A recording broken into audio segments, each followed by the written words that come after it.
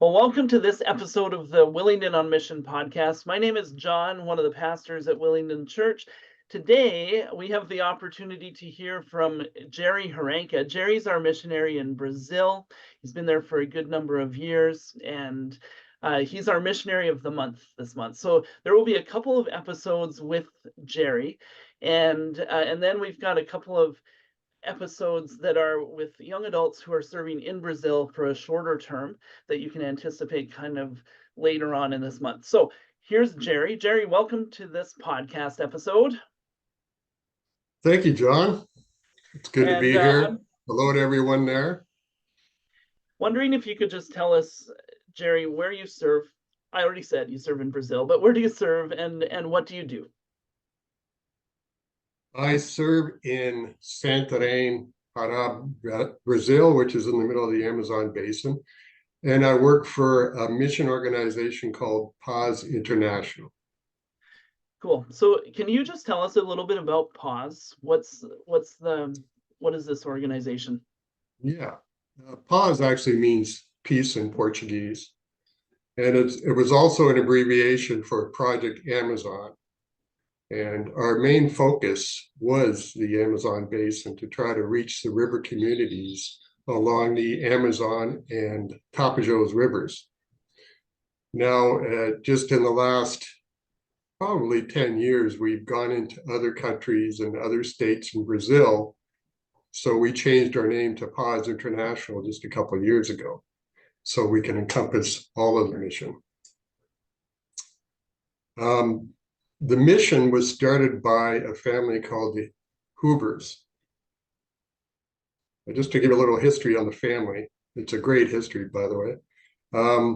This is a family, Melvin and Catherine Hoover, who are the parents of the people that run the mission now, came into Brazil in the 1950s and started the mission here. Wasn't Paz International. He was just an evangelist that was going around showing the Jesus films to different communities. Now his son, Luke, in 1976, started this mission. And he used these tributaries, this fork in the rivers, as a strategic base to start the mission and go and visit these river communities. So you got two major arteries. One is the Amazon River, who most people know about, and the other one is the Tapajós River, which is another main tributary in the Amazon basin. And they join right in front of Santarém. So Luke decided to plant his mission in Santarém so he can go up and down both rivers to evangelize the communities along the river. This happened in 1976. Now, it got so busy in the mission, just within Santarém and the surrounding area, that he brought in the rest of his family. His parents came down here, his sisters, his brother, they all converged in Santarém to help with this mission. So it became a very family-oriented mission. And now we're into the third generation, because now they have kids that are doing missions in different countries and in Brazil as well. So it's a growing mission, and as I said, it's in 7 different countries now. So it's a great mission. There's still a major focus to evangelize the river communities along the Amazon and Tapajós rivers. And that's where my passion is, in the Amazon basin.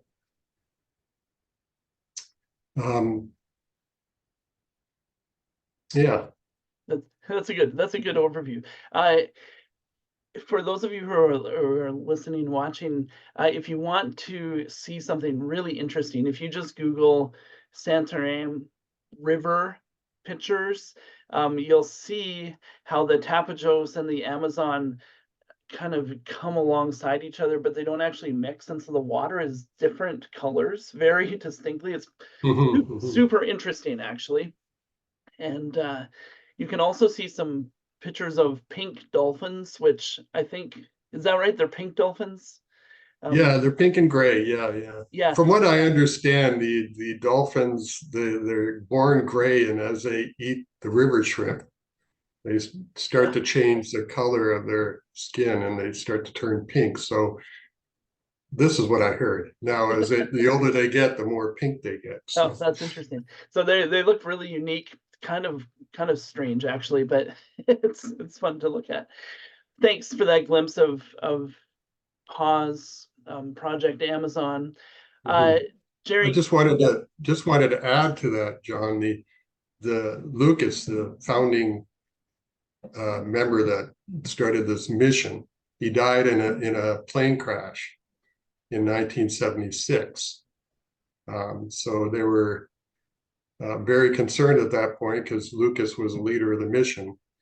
But Becky, Lucas's sister, and Becky's husband took over the mission and run the mission to this day.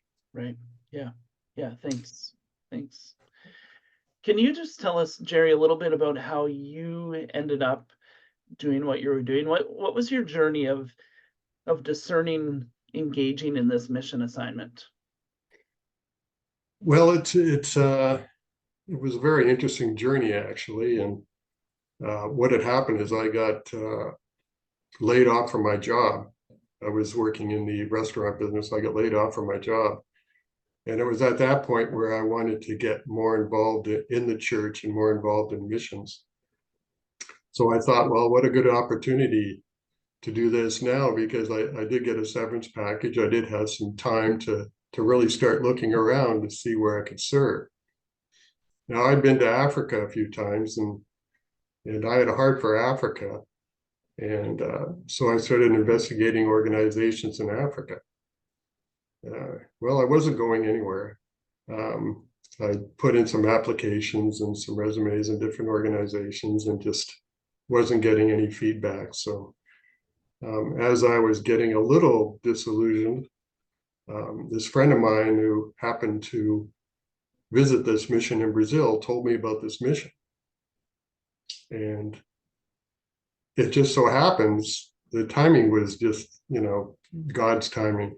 It just so happens when I talked to this person, the board of director, Jeff, who I just mentioned, who runs the mission with his wife, was visiting Canada in 2 weeks in Cranbrook, BC. So I flew to Cranbrook, BC, met with Jeff, and we had a good talk. And he says, "Okay, I'll be in contact with you." So the next 2 weeks, he contacted me. He says, "Okay, come on down for a visit." So the next thing you know, I booked a plane ride to Santarém, Brazil, and spent about 10 weeks here, just kind of looking around and interning a bit, doing a little bit of work here and there, and really liked the mission. And they asked me to come back full time. So I came back to Canada and Vancouver and went to my church and started the process. Awesome. How long have you been there now? I've been here 15 years, my 16th year that I just started a couple of months ago. So Wonderful. All right. So thanks for that glimpse of it. I always find it really interesting to hear the discernment stories and how people got into particular assignments, because God has different ways of directing each individual and confirming and affirming, right? And I should add too, it took me a while to get here. I had to take some Bible courses, and I had to take some courses to get a religious visa, and so it was a long process. But and I wasn't even sure whether I was going to get through all the processes. But in the meantime, I started working with Journey Home Refugee House, and that was when in its early stages. I mean, it hadn't even been started yet. So I worked along with James Grinnell and John Dick and a few others, and we kind of organized the organization, so to speak, and really liked the refugee ministry. And I got involved in a lot of the administrative aspects of the refugee ministry, as well as the accounting. And so in that process of working for the refugee ministry, I learned a lot that I actually use to this day at the mission here.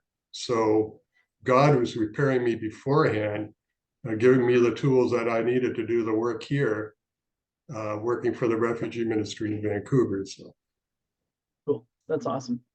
Thanks for adding that bit of the story.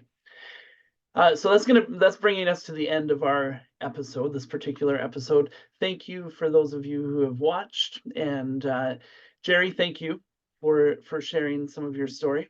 Thank you for the opportunity, and just want to say thank you to all the people that have supported me throughout the years, through prayer, through encouragement, through financial. I wouldn't be able to be here for 15 years if it wasn't for all of you. So it just want to say thank you from the bottom of my heart. Awesome. It's a privilege to serve here. Awesome. Good. For those of you watching, thanks for watching. There's going to be another episode with Jerry next week. Don't miss it. See you later.